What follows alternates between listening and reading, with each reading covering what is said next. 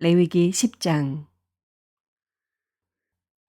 아론의 아들 가운데서 나답과 아비후가 제각기 자기의 향로를 가져다가 거기에 불을 담고 향을 피워서 주님께로 가져갔다. 그러나 그 불은 주님께서 그들에게 명하신 것과는 다른 금지된 불이다. 주님 앞에서 불이 나와서 그들을 삼키니 그들은 주님 앞에서 죽고 말았다. 모세가 아론에게 말하였다. 주님께서 내게 가까이 있는 이들에게 나의 거룩함을 보이겠고 모든 백성에게 나의 위엄을 나타내리라 하신 말씀은 바로 이것을 두고 하신 말씀입니다. 아론은 아무 말도 못하였다.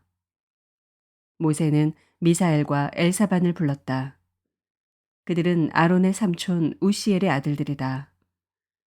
모세는 그들에게 그들의 조카들의 시체를 성소에서 진 바깥으로 옮기라고 하였다. 그들은 모세가 시킨 대로 가까이 가서 조카들의 옷을 잡아 끌어 진 바깥으로 옮겼다. 모세는 아론과 그의 아들들 곧 엘르아살과 이다말에게 말하였다. 당신들은 머리를 풀거나 옷을 찢어 애도를 해서는 안 됩니다. 그렇게 하다가는 당신들마저 죽을 것입니다. 주님의 진노가 모든 회중에게까지 미치지 않도록 하십시오. 다만 당신들의 동족 곧 온 이스라엘 집안만이 주님의 진노로 타 죽은 이들을 생각하며 애도할 것입니다. 당신들은 회막 어귀 바깥으로 나가지 마십시오. 어기면 당신들도 죽을 것입니다. 당신들은 주님께서 기름 부어 거룩하게 구별하신 사람들입니다. 그들은 모세가 시킨 대로 하였다. 주님께서 아론에게 말씀하셨다. 너의 아들들이 너와 함께 회막으로 들어올 때에는 포도주나 독주를 마시지 말아라. 어기면 죽는다. 이것은 너희가 대대로 영원히 지켜야 할 규례이다. 너희는 거룩한 것과 속된 것을 구별하여야 하고 부정한 것과 정한 것을 구별하여야 한다. 또 너희는 나 주가 모세를 시켜 말한 모든 규례를 이스라엘 자손에게 가르쳐야 할 사람들이다. 모세는 아론 및 살아남은 아론의 두 아들 엘르아살과 이다말에게 말하였다. 주님께 살라 바치는 제사를 드리고 남은 곡식 제물은 형님과 형님의 아들들이 가지십시오. 누룩을 넣지 않고 만든 것은 제단 옆에서 먹도록 하십시오.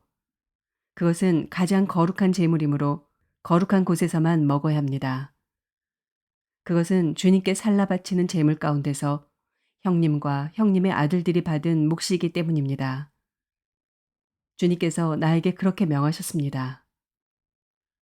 그러나 흔들어 바치는 가슴고기와 높이 들어 바치는 넓적다리 고기는 정결한 곳이면 어느 곳에서든지 형님과 형님의 아들들과 형님의 딸들도 함께 먹을 수 있습니다. 그것들은 이스라엘 자손이 바친 화목제사의 제물 가운데서 형님과 형님의 아들들의 몫으로 주신 것이기 때문입니다. 기름기를 불에 살라 바치면서 함께 높이 들어 바치는 넓적다리 고기와 흔들어 바치는 가슴 고기는 주님 앞에서 흔들어서 바치고 나면 주님께서 명하신 대로 영원히 형님과 형님의 아들들이 차지할 몫이 됩니다. 모세는 백성이 속죄제물로 바친 순염소를 애써서 찾아보았다. 그러나 그것은 이미 타버리고 없었다. 모세는 아론의 남은 두 아들 엘르아살과 이다말에게 화를 내면서 다그쳤다. 어찌하여 너희는 성소에서 먹어야 할 그 속죄제물을 먹지 않고 불살랐느냐? 속죄제물은 가장 거룩한 것이 아니냐?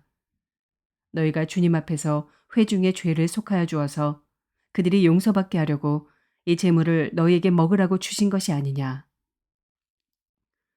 그것은 성소 안에까지 피를 가지고 들어가는 제물이 아니므로 너희는 내가 명령한 대로 그 제물을 성소 안에서 먹었어야만 했다. 이 말을 듣고 아론이 모세에게 대답하였다. 보십시오. 오늘 내 아들들이 속죄를 받으려고 주님 앞에 속죄제물과 번제물을 바쳤습니다. 그런데 이런 참혹한 일이 오늘 나에게 닥쳤습니다. 그러니 내가 무슨 염치로 오늘 그들이 바친 속죄제물을 먹는단 말이오. 내가 그들이 제물로 바친 고기를 먹으면 주님께서 정말 좋게 보아주시리라고 생각합니까? 이 말을 듣고 보니 모세도 그렇겠다는 생각이 들었다. 시편 11편. 내가 주님께 피하였거늘 어찌하여 너희는 나에게 이렇게 말하느냐. 너는 새처럼 너희 산에서 피하여라. 악인이 활을 당기고 시위에 화살을 메워서 마음이 바른 사람을 어두운 곳에서 쏘려 하지 않느냐. 기초가 바닥부터 흔들리는 이 마당에 의인인들 무엇을 할 수 있겠는가. 주님께서 그의 성전에 계신다. 주님은 그의 하늘 보좌에 앉아 계신다. 주님은 그의 눈으로 사람을 살피시고 눈동자로 꿰뚫어 보신다. 주님은 의인을 가려내시고 악인과 폭력배를 진심으로 미워하신다.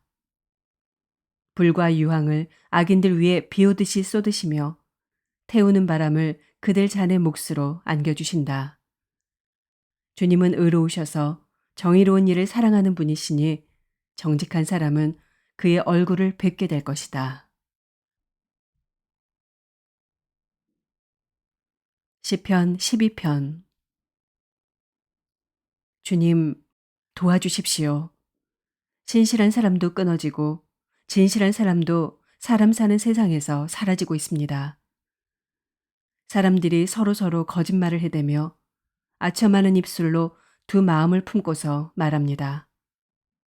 주님은 간사한 모든 입술과 큰 소리치는 모든 혀를 끊으실 것이다. 비록 그들이 말하기를 혀는 우리의 힘, 입술은 우리의 재산, 누가 우리를 이기리요 하여도 주님은 말씀하신다. 가련한 사람이 짓밟히고 가난한 사람이 부르짖으니 이제 내가 일어나서 그들이 갈망하는 구원을 베풀겠다. 주님의 말씀은 순결한 말씀, 도가니에서 단련한 은이요 7번 걸러낸 순은이다.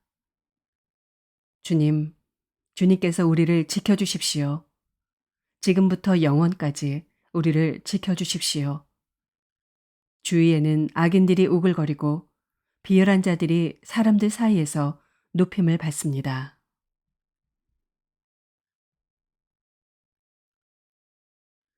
잠언 25장. 이것도 솔로몬의 잠언으로 유다 왕 히스기야의 신하들이 편집한 것이다. 이를 숨기는 것은 하나님의 영광이요 이를 밝히 드러내는 것은 왕의 영광이다. 하늘이 높고 땅이 깊은 것처럼 왕의 마음도 헤아리기 어렵다. 은에서 찌꺼기를 없애라. 그래야 은장색의 손에서 그릇이 되어 나온다. 왕 앞에서는 악한 사람을 없애라. 그래야 왕위가 공의 위에 굳게 선다. 왕 앞에서 스스로 높은 채 하지 말며 높은 사람의 자리에 끼어들지 말아라.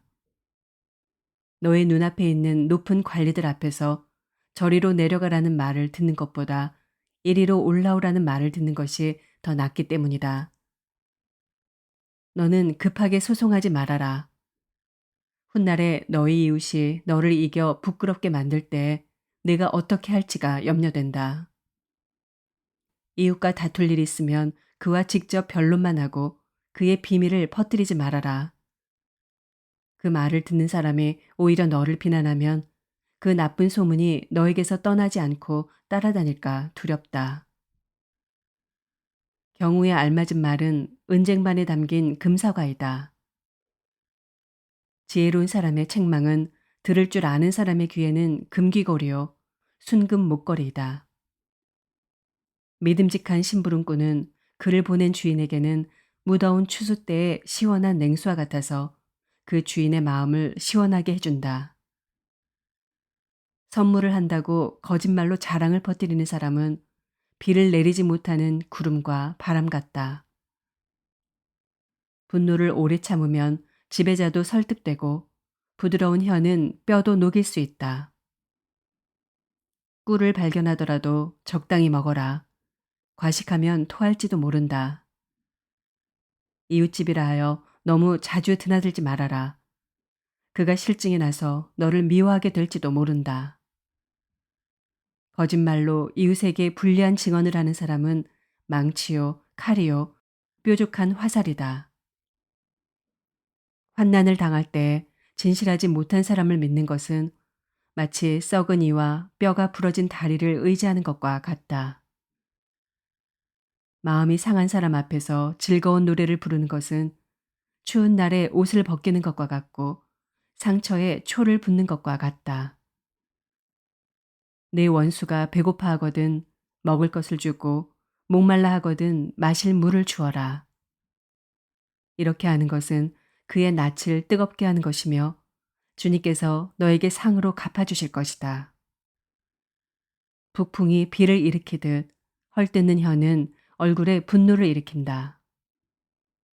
다투기를 좋아하는 여자와 넓은 집에서 함께 사는 것보다 차라리 다락 한 구석에서 혼자 사는 것이 더 낫다. 먼 데서 오는 기쁜 소식은 목이 타는 사람에게 주어지는 냉수와 같다. 의인이 악인 앞에 무릎을 꿇는 것은 흐려진 샘물과 같고 오염된 우물물과 같다. 꿀도 너무 많이 먹는 것은 좋지 않듯이 영예를 지나치게 구하는 것은 좋지 않다. 자기의 기분을 자제하지 못하는 사람은 성이 무너져 성벽이 없는 것과 같다.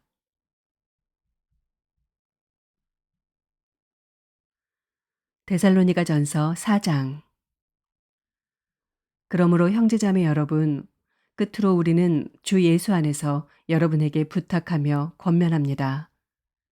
여러분은 어떻게 살아야 하며 어떻게 하나님을 기쁘게 해드려야 할 것인지를 우리에게서 배운 대로 하고 있으니 더욱 그렇게 하십시오. 우리가 주 예수의 이름으로 무슨 지시를 여러분에게 내렸는지를 여러분은 알고 있습니다. 하나님의 뜻은 여러분이 성결하게 되는 것입니다. 여러분은 음행을 멀리하여야 합니다. 각 사람은 자기 아내를 거룩함과 존중함으로 대할 줄 알아야 합니다. 하나님을 알지 못하는 이방 사람과 같이 세욕에 빠져서는 안 됩니다. 또 이런 일에 탈선을 하거나 자기 교우를 해하거나 하지 말아야 합니다. 우리가 여러분에게 전에도 말하고 경고한 대로 주님께서는 이런 모든 일을 징벌하시는 분이시기 때문입니다. 하나님께서 우리를 불러주신 것은 더러움에 빠져 살게 하시려는 것이 아니라 거룩함에 이르게 하시려는 것입니다. 그러므로 이 경고를 저버리는 사람은 사람을 저버리는 것이 아니라 여러분에게 성령을 주시는 하나님을 저버리는 것입니다. 교우들에 대한 사랑을 두고서는 여러분에게 더 쓸 필요가 없겠습니다.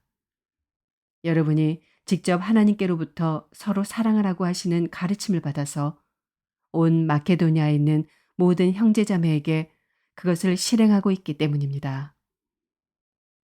형제자매 여러분, 우리는 여러분이 더욱더 그렇게 하기를 권면합니다. 그리고 우리가 여러분에게 명령한 대로 조용하게 살기를 힘쓰고 자기 일에 전념하고 자기 손으로 일을 하십시오. 그리하여 여러분은 바깥 사람을 대하여 품위 있게 살아가야 하고 또 아무에게도 신세를 지는 일이 없도록 해야 할 것입니다. 형제자매 여러분, 우리는 여러분이 잠든 사람의 문제를 모르고 지내는 것을 원하지 않습니다. 여러분은 소망을 가지지 못한 다른 사람들과 같이 슬퍼하지 않아야 할 것입니다. 우리는 예수께서 죽으셨다가 살아나신 것을 믿습니다. 이와 같이 하나님께서 예수 안에서 잠든 사람들도 예수와 함께 데리고 오실 것입니다. 우리는 주님의 말씀으로 여러분에게 이것을 말합니다. 주님께서 오실 때까지 살아남아 있는 우리가 이미 잠든 사람들보다 결코 앞서지 못할 것입니다. 주님께서 호령과 천사장의 소리와 하나님의 나팔 소리와 함께 친히 하늘로부터 내려오실 것이니 그리스도 안에서 죽은 사람들이 먼저 일어나고 그 다음에 살아남아 있는 우리가 그들과 함께 구름 속으로 이끌려 올라가서 공중에서 주님을 영접할 것입니다. 이리하여 우리가 항상 주님과 함께 있을 것입니다. 그러므로 여러분은 이런 말로 서로 위로하십시오. 아멘.